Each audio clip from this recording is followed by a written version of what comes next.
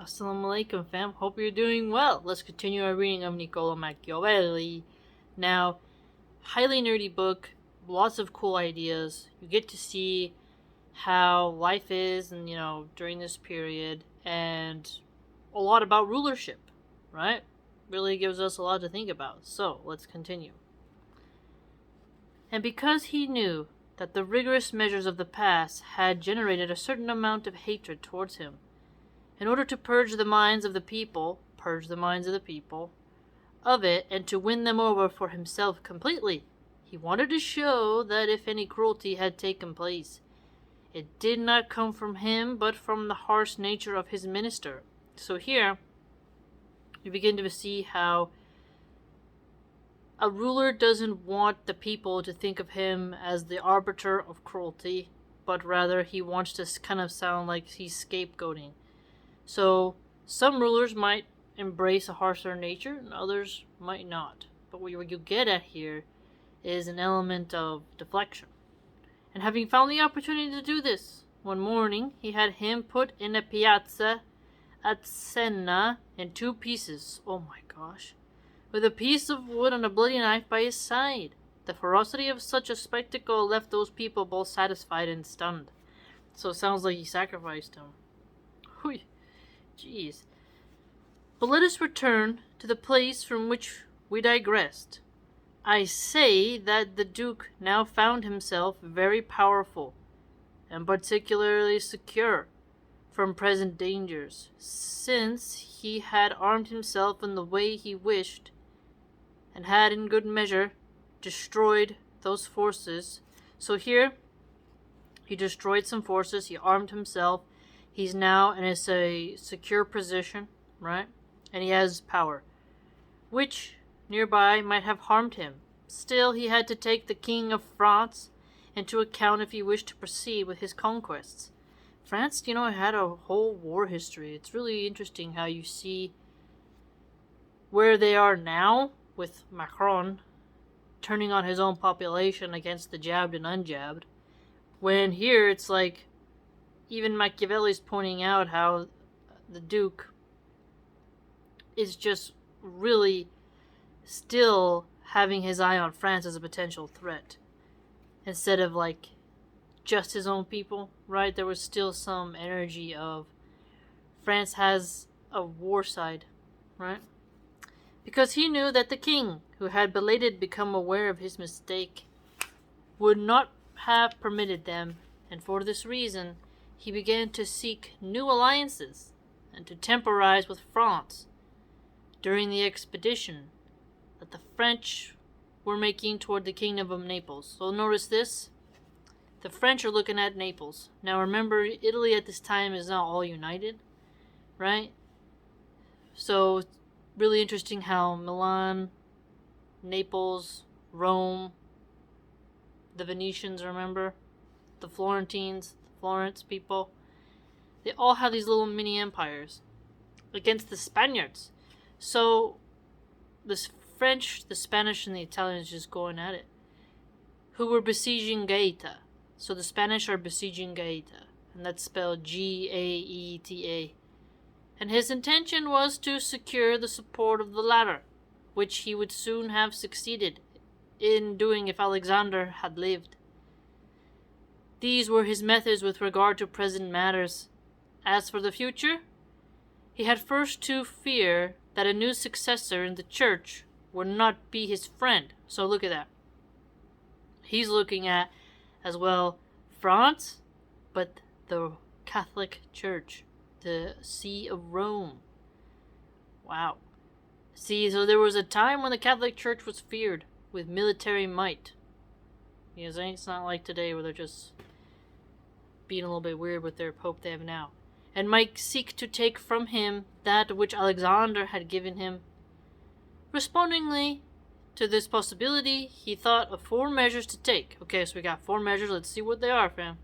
First, to eliminate the families of those lords whom he had despoiled in order to take the opportunity. So notice this. He needs to get rid of those families. This was a time when your household name, house so-and-so, house so-and-so, they owned land, they owned people, They owned business. They were friendly with the church.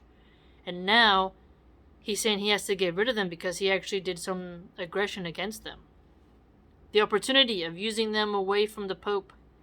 Second, to win over all the noblemen of Rome, as he had been said.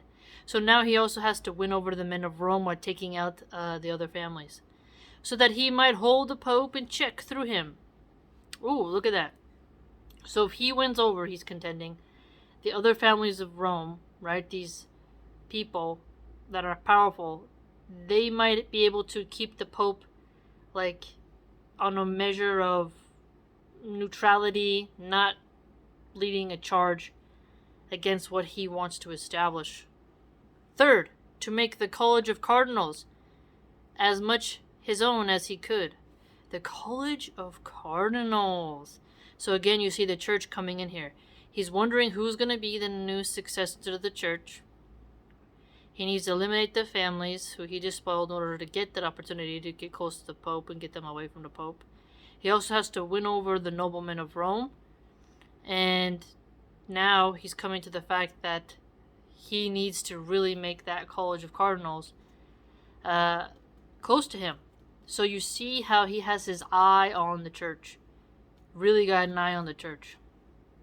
Shows you the political power that the Roman Church had.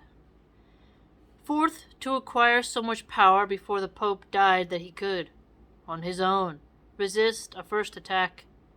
Of these 4 things, he had achieved 3 at the death of Alexander. The 4th he had almost achieved.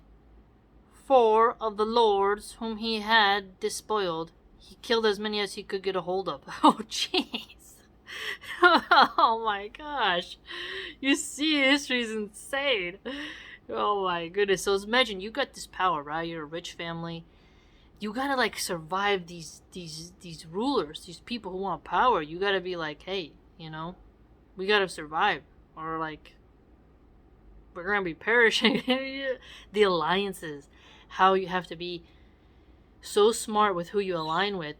But also it comes down to, do you align with them because they share your principalities, or is it just about survival, right? Really quite interesting. And very few escaped. He had won over the Roman noblemen, and in the college he controlled the greatest number. So he really wanted to get at these noblemen. Wow. The clergy and the nobles. There ain't no peasants in here except for the fact that he didn't want them to revolt, remember? As to his new conquests, he had intended to become Lord of Tuscany, so now he wants to become a Lord of Tuscany. So remember, the French were making their way towards the kingdom of Naples, the Spanish were besieging Gaeta, and now he has to really make sure that the new successor of the church doesn't come at him.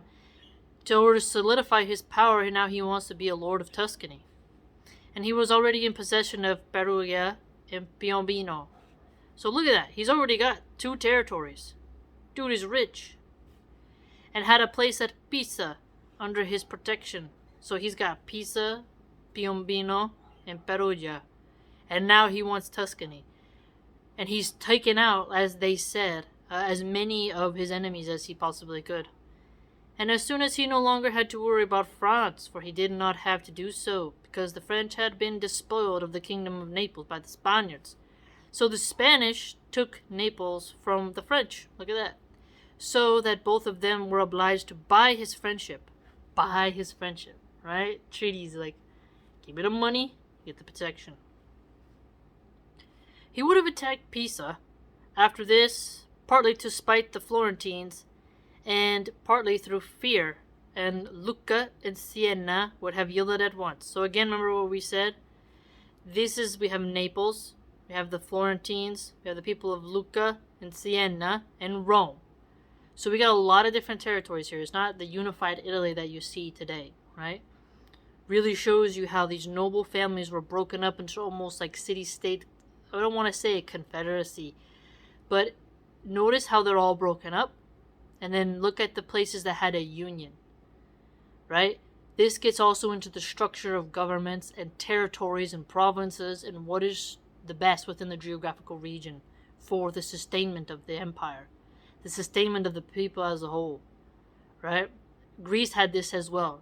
Greece and Italy had a time period where it was like Athens and Sparta, and now you know those little pockets of land, right? And then Italy had this as well. Today, obviously, look at Mexico. Every state, right, every territory is part of the whole. In America, so far, even though people want to secede, they want to break off California and get it the heck out of here. And you see how it was a union, but now it's kind of getting talks to go back to being broken up, which would diminish its power, right? So when we were discussing the Federalist Papers, when the Founding Fathers mention stuff like Italy, this is what they're talking about. How a king can get a hold of one of these territories and incrementally increase itself within your region, right? So this is a lot about power dynamics as well. So keep that in mind. For which the Florentines would have had no remedy. If he had succeeded, and he was succeeding the very year that Alexander died, he would have acquired such power and such a reputation that he could have stood alone and would no longer have to depend on the fortune and forces of others, but on his own power and ability, virtue. So again, ability and virtue. Remember, he was speaking about that. A leader has to have that ability and virtue, right? He has to know how to take advantage of opportunities given to him and have the gall to pursue those opportunities, right? But 5 years after the Duke had first drawn his sword, Alexander died, leaving him with only the state of the Romagna, consolidated, and with all others up in the air, between two very powerful enemy armies. So he's between two powerful enemy armies. Left or right. And deathly ill. So now his body's going.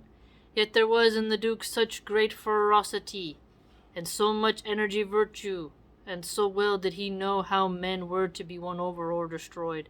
So here, what do you see? This sort of strength. Machiavelli is pointing out that the Duke, he was ferocious. He wasn't a pacifist hippie with, thick black frame glasses and his scarf around his neck and skinny jeans, talking about, peg the patriarchy. No, he was somebody who had energy. He was ferocious. He knew how men played their power politics. You either win them over, the carrot, or you give them the stick, and you annihilate them. As he said here previously, that the families of those who were of the other lords, that he had to despoil them. Well, he used them to get away from the Pope, so the Pope would have less power. Then he went after the nobles of Rome. Then he went after the College of Cardinals, right? He has territory in Perugia, Piombino, and Pisa. And now he wants to be Lord of Tuscany. So you see how he is really doing his best to get that power, hold on to that power, right? Really shows you a lot. And so sturdy were the foundations he had laid in so short a time, that if he had not had those armies on top of him, or if he had been healthy, he would have held out against every difficulty. So here, holding out against every difficulty. So Machiavelli is pointing out that the dude was ill. He was sick. And look what he was able to do. Now, if he wasn't as sick, imagine what he would have been able to do. So Machiavelli, when he talks about this energy and virtue in leaders, that's just another point of what he wanted to do. So remember how he said in the beginning, he wanted to pacify the population, right? So he made an example of the Duke. Not the Duke, of his minister, right? And piece of wood and a bloody knife by his side. And that spectacle left the people satisfied, shocked but satisfied with what had happened. So a closing of the door. And again, it was a brilliant move. Brilliant move. Very interesting. But the churches are just so interesting to see how they play a huge part in Italian history, right? It's important to know what happens in the nations of others, because in the world history books, there's these ripple effects. Foreign policy, trade, treaty, all that. So, again, we learned quite a lot. Hope you enjoy.